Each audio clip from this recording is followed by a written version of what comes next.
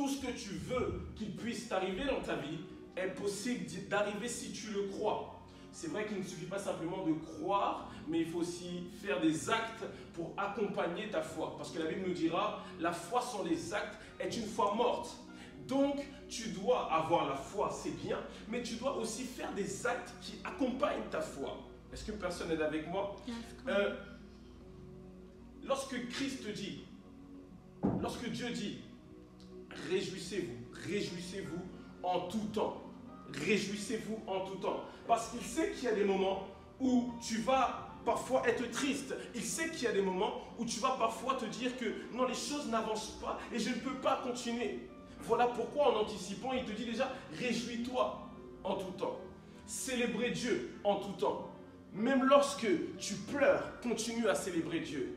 Parce que plus tu célébreras Dieu, plus il enverra des situations dans ta vie qui pourront permettre que tu puisses continuer à le célébrer. Vous savez, on ne célèbre pas lorsqu'on est triste. On ne célèbre pas lorsqu'on n'a pas gagné. Mais on célèbre lorsqu'il y a la victoire.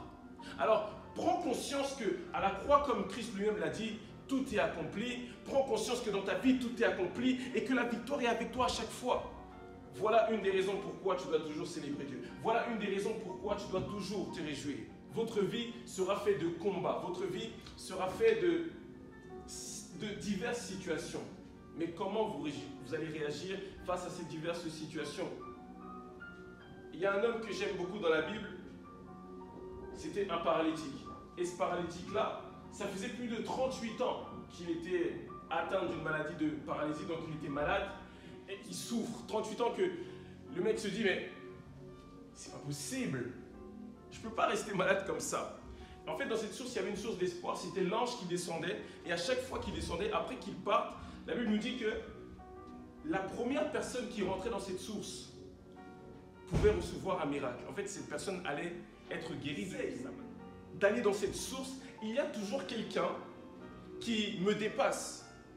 Et moi, quand je lis la Bible, je me dis, mais comment un paralytique peut-il dire, à chaque fois que j'essaye, à chaque fois que je marche pour aller à la source, parce qu'il se disait, si je rentre dans cette source, je vais être guéri. Mais comment peut-il dire, à chaque fois que j'essaye d'y aller, une personne prenait ma place, une personne arrivait avant moi? C'est parce que non seulement il avait la foi, mais il croyait aussi qu'il était capable de recevoir sa guérison. Mais drôle de chose, malheureusement, il n'arrivait pas à rentrer dans cette source. Vous savez, pour avoir le courage, pour avoir la force de persévérer, il faut savoir se réjouir. Se dire que, ok, cette situation aujourd'hui me fait mal, mais une chose est certaine, je bénis Dieu de la situation que je suis en train de traverser. Il faut que tu arrives à dire, je bénis Dieu malgré la situation que je traverse. Je bénis Dieu malgré les souffrances que je traverse. Je bénis Dieu parce qu'il m'a dit, réjouissez-vous en tout temps. Même si aujourd'hui tu n'as pas, tu dois te réjouir. Même si aujourd'hui tu as raté ton diplôme plus de 5 fois, tu dois te réjouir. Même si aujourd'hui on se moque de toi, tu dois te réjouir. Même si aujourd'hui les choses bloquent, tu dois te réjouir parce qu'un jour certainement les choses vont se débloquer. Vous savez, lorsqu'on prie, on est là, on prêche, on fait les choses. Au ciel, il y a Dieu qui nous écoute. Au ciel, il y a Dieu qui nous entend. Vous savez, l'espoir met la force aux gens de continuer à croire que les choses peuvent arriver. Je ne veux pas que tu sois dans un niveau où tu te dis juste « j'ai l'espoir et je crois », mais je veux que tu sois dans un niveau où tu te dis « je crois que ça peut marcher, mais je veux me mettre en mouvement ». Parce que la Bible dit « la foi sans les actes est une foi morte ». Tu ne peux pas rester à continuer à croire, tu ne peux pas rester dans la case espoir, mais tu dois avoir l'espoir et tu dois te mettre en mouvement. Vous savez, aujourd'hui, on commence, mais nous ne sommes pas beaucoup.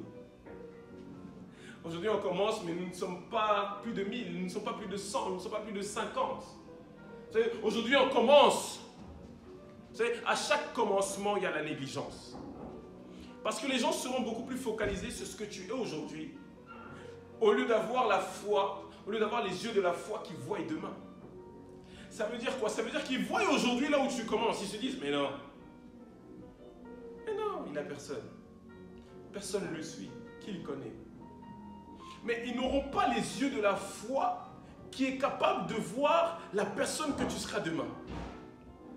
Ils n'ont pas les yeux de la foi de se dire, j'ai raté aujourd'hui mon diplôme. mais je peux encore le réussir. Vous savez, ça veut dire que tu te lèves le matin, tu commences à dire Seigneur, je te bénis de ce que tu m'as permis d'être debout.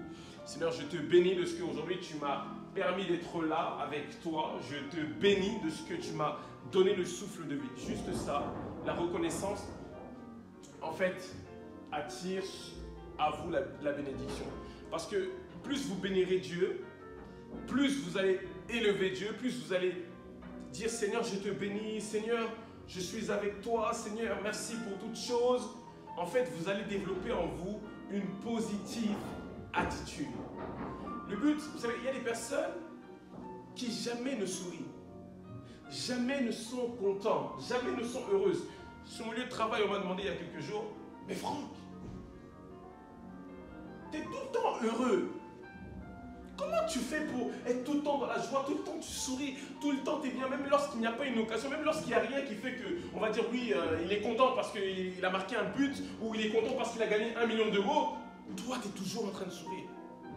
Mais écoutez, c'est simple, j'ai dit à cette personne, de 1, j'ai compris une chose, c'est que ma vie est une grâce. J'ai compris une chose, c'est que je suis là, pas par ma force, mais par la force divine que Dieu me donne. Je suis là pas parce que je le mérite, parce que nous avons hérité d'un amour immérité. Nous avons hérité d'une grâce imméritée. C'est-à-dire que nous n'avons rien fait pour obtenir la grâce que nous avons aujourd'hui. Nous n'avons rien fait pour obtenir le souffle de vie aujourd'hui. Pourtant, Dieu te bénit. Le fait est que vous soyez assis ici, fait de vous des gens bénis. Le fait est que vous ayez pu vous lever et prendre les transports, fait de vous des gens bénis. Parce que, à l'heure actuelle, des personnes comme vous et moi n'ont pas l'occasion de pouvoir s'asseoir et d'écouter la parole. N'ont pas l'occasion de pouvoir prendre des transports et écouter la parole. Qui vous rappelle que sans Dieu, vous n'êtes rien. Qui vous rappelle que tout ce que vous bénéficiez aujourd'hui, c'est parce qu'il y a une personne qui l'a permis dans votre vie. Je peux comprendre que parfois on se dise chaque matin, ah, je dois encore prier, je dois encore ceci. La prière ne doit pas être un poids, mais la prière doit être une libération. Quelque chose où, si j'ai envie de prier, je prie. Vous savez, il faut le dire, des fois on n'a pas forcément envie de prier. C'est pas un péché, j'ai pas envie de prier. Et ce qui fait que les gens n'arrivent pas à tenir une vie concrète de prière, n'arrivent pas à avoir une relation assez posée avec Dieu, c'est parce qu'ils s'efforcent de le faire. Écoutez, dans une relation, on ne s'efforce pas d'aimer, mais on aime. Dans une relation, on ne s'efforce pas d'aimer, mais on apprend à connaître la personne afin de lui donner un amour naturel. Si Dieu devait s'efforcer à nous aimer, je pense que ce serait assez compliqué pour nous. La gratitude est l'un des points qui te permettra justement de pouvoir déjà développer une positive attitude. Vous savez, ce que vous pensez, ce que vous voyez, ce que vous entendez, enfin tout ce que vous dites, en tout cas du moins ce qui sort de votre bouche, va influencer votre vie. J'arrive pas à avoir la confiance de ma famille, j'arrive pas à être reconnu auprès de mes amis. Mais est-ce que tu sais qu'auprès de Dieu tu es reconnu? Est-ce que tu sais qu'auprès de Dieu tu as de la valeur? Est-ce que tu sais qu'auprès de Dieu, lui il voit toutes choses positives pour toi? Le plan de Dieu dans nos vies, le plan que Dieu a pour nous, ce n'est pas que nous soyons limités, ce n'est pas que nous soyons avachis, ce n'est pas que nous soyons tristes, ce n'est pas que nous ne vivions pas une belle vie. Dieu veut que nous soyons bien. Dieu veut notre bonheur. Vous avez dit, il a pour nous des projets de bonheur et non de malheur. Donc, pour toi, il a des projets de bonheur, pour moi, il a des projets de bonheur. Pour nous tous ici, il a des projets de bonheur. De vainqueur. C'est avoir un esprit de gagneur. C'est avoir un esprit de... Écoute, même si devant moi, il y a un mur, je vais foncer dans ce mur. Même si devant moi, il y a des obstacles, je vais trouver le moyen je ne sais pas, soit de transpercer ces obstacles, soit de dribbler, mais je vais y arriver. Le positive attitude, c'est cet esprit de rage de gagner. Cet esprit de se dire, même si aujourd'hui je n'ai pas réussi, demain je réussirai. C'est des esprits de se dire, même si je suis tombé aujourd'hui, je vais tout faire pour me relever et aller de l'avant. C'est de se dire, même si aujourd'hui cette salle n'est pas remplie, je vais tout faire, je vais travailler, je vais bosser, je vais prier, je vais tout faire avec Dieu. Et dans quelques temps, ce sera rempli. Être positif, c'est de se dire, même si aujourd'hui je n'ai pas ce que je veux, en réalité, dans mon esprit, je le veux. En réalité, dans mon esprit, je le vois. Voilà pourquoi la Bible dit, vous qui avez cru, sans avoir vu, vous êtes alors, mais vous êtes des champions. Ok, aujourd'hui, tu me dis que tu n'as pas ce que tu veux. Tu veux être millionnaire, tu veux avoir des millions. Tu n'as pas ces millions, d'accord, il n'y a pas de problème. Mais qui t'a dit que tu ne pourras pas les avoir? Parce que Dieu te dira toujours la même chose. Tu peux le faire. Si tu crois, tu peux le faire. Si tu crois, tu peux le faire. La Bible dit, Christ dira, si votre foi était petite, si votre foi était petite comme cette bague, si votre foi était petite comme cette bague, si ta foi est un peu petite comme celle-ci, tu pourrais déplacer les montagnes. Il dit, si votre foi était petite comme un grain de sénévé, un grain de sénévé c'est tout minuscule. Mais lorsque tu le plantes, même peut-être si je le pose au sol, tu ne verras pas ce grain. Mais lorsque tu le plantes, lorsque tu le sèmes, vous savez, il ne suffit pas de planter, il faut travailler la terre. Il faut revenir chaque jour et arroser. Je pars. Je viens. Je fais une première fois et j'arrose. J'ai semé. Maintenant j'arrose. Et je repars. Je reviens encore le lendemain. J'arrose. Et je repars. Je reviens encore le lendemain. J'arrose. Et je repars. Vous savez, cet acte que je suis en train de faire, il y a des gens qui ne réussiront pas. Ils vont faire ça. Ah là là. Ça commence à être saoulant. Ils vont aller.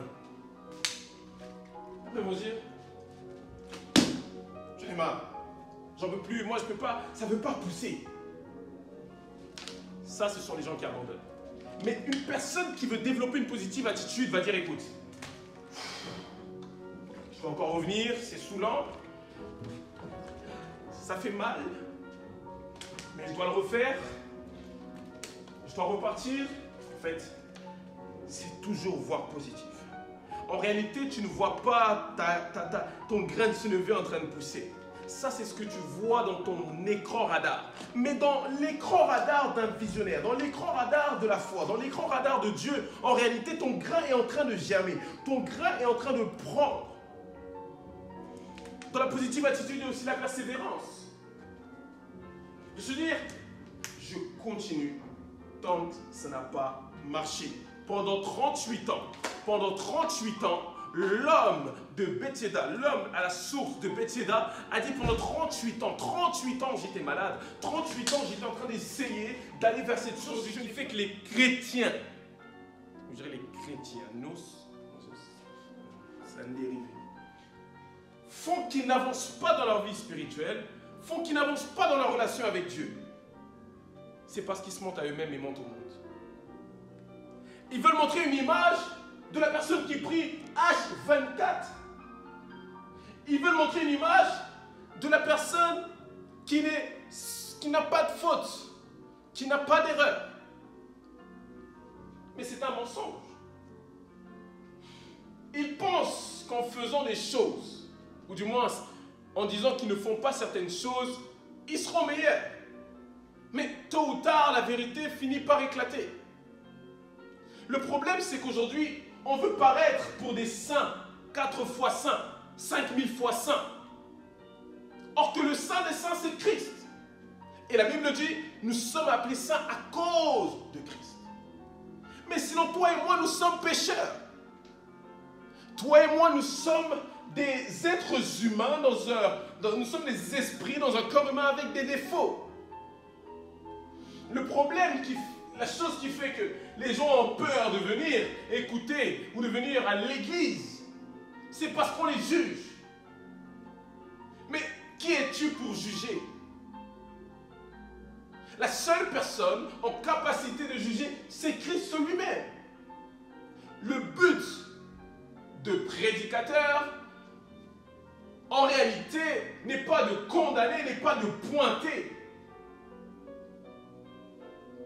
mais c'est d'aider. Ce n'est pas parce que tu n'écoutes pas une certaine musique que dans ta vie spirituelle, les choses vont bien. On parlera de ça bientôt. Ce n'est pas parce que tu t'habilles d'une certaine façon que Dieu va t'aimer plus que ça. Ce n'est pas parce que tu t'exprimes d'une certaine manière que cela voudrait dire que tu es une bonne personne. Vous savez, pour déjà pouvoir se réjouir en tout temps, une réelle réjouissance, il faut être vrai avec soi. Je me réjouis de ce que Dieu m'aide à être une meilleure personne chaque jour. Je me réjouis de ce que Dieu me donne ce que j'ai aujourd'hui. Je me réjouis de ce que Dieu me donne les yeux de la foi qui me permettent de voir ce qui arrive. Ce qui va arriver demain. Quelle que soit ta marche, quelle que soit ta démarche, quelles que soient tes erreurs, quelles que soient tes vérités, il t'aime comme tu es. Non, certainement qu'il n'aime pas forcément ce que tu fais. Car il y a certaines choses que tu fais qui t'éloigneront de Dieu. Il y a certaines choses que tu commets qui t'éloigneront de ta destinée et qui éteindront la lumière qui est en toi. Mais en soi, il t'aime. Car je ne connais pas un père qui aime son fils, mais le rejette. Car en réalité, ce n'est pas le père qui a rejeté le fils, mais c'est le fils prodige qui est parti de lui-même. Le père ne rejette pas. L'amour ne rejette pas. Au contraire, l'amour aide. Au contraire, l'amour supporte toujours. L'amour est toujours là pour te consoler, te soutenir, etc. Mais l'amour dit aussi les vérités. Oui, l'amour dit aussi les vérités. Je retiens cet après-midi. Il faut que tu bénis Dieu chaque jour de ta vie. Apprends à te réjouir de ce que tu es. Apprends à te réjouir de ce que tu as. Lorsque tu commenceras à te réjouir de ce que tu es, tu arrêteras de regarder les autres pour avancer. Lorsque tu te réjouiras de ce que tu as, tu arrêteras d'être un envieur. Tu arrêteras d'être jaloux. Tu arrêteras d'aller regarder le compte Instagram de ton voisin pour commencer à commenter. T'as vu comment il s'est habillé? T'as vu ses dernières stories? T'as vu ses derniers posts? Lorsque tu te réjouis de ce que tu as, tu ne regardes pas le voisin. Lorsque tu te réjouis de ce que tu as, au contraire, tu es beaucoup plus focalisé sur Dieu. Pourquoi? Parce que tu bénis Dieu de ce qu'il t'a donné. Or que lorsque tu regardes ton voisin, tu envies ton voisin, tu n'es plus focalisé sur le Dieu qui te donne, mais tu es focalisé sur toi qui n'as pas. Or que si tu te focalises sur celui qui te donne, non seulement il te donne, mais il te donnera au-dessus de ce que toi tu attends ce qu'il te donne. Parce que la Bible dit, vous cherchez premièrement le royaume des cieux et toute sa justice. Et moi, je vous donnerai par-dessus tout. Parce qu'il dit, regardez les oiseaux du ciel, ils ne sèment ni ne moissonnent, pourtant votre Père qui est dans les cieux prend soin d'eux. Votre Père qui est dans les cieux prend soin d'eux. Mais s'il prend soin de ces oiseaux, s'il prend soin de ces animaux, à combien plus forte raison prendra-t-il soin de nous? Voilà pourquoi il dit, recherchez le royaume. Vous savez, focalise-toi sur Dieu. Focalise-toi sur celui qui renouvelle le souffle de vie dans ta vie et tu verras que la bénédiction coulera dans ta vie. Et tu verras que parce que tu te réjouis, parce que tu bénis, tu es béni tout simplement.